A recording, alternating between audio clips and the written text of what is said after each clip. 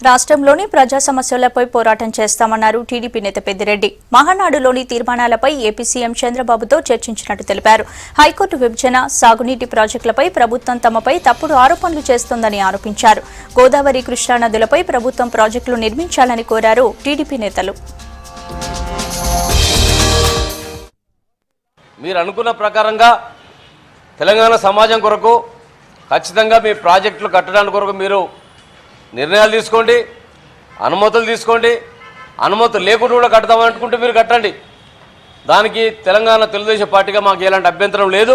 Telugu Desam party నాయకులను మరీ పేరు పెట్టి ఆంధ్ర పార్టీ అని ప్రాజెక్టులో వ్యతిరేకంగా నిర్ణయాలు తీసుకుంటున్నటువంటి ఆ పార్టీలో మీరు ఎందుకుంటున్నారు అని వాళ్ళు మాకు సలహాలు ఇవ్వడం అనేది సమంజసంగా లేదు. అది మానుకుంటే మంచిది.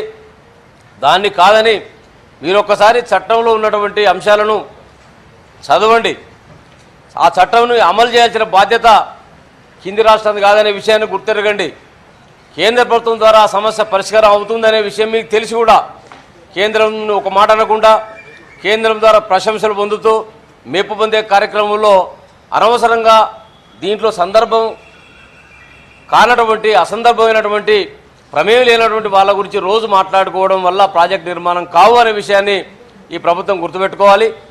మీరు 100 చెక్ డ్యామ్లు కడతారా, 200 చెక్ డ్యామ్లు కడతారా, కట్టండి. గోదావరి పైన ఎవరికి అభ్యంతరం లేదు.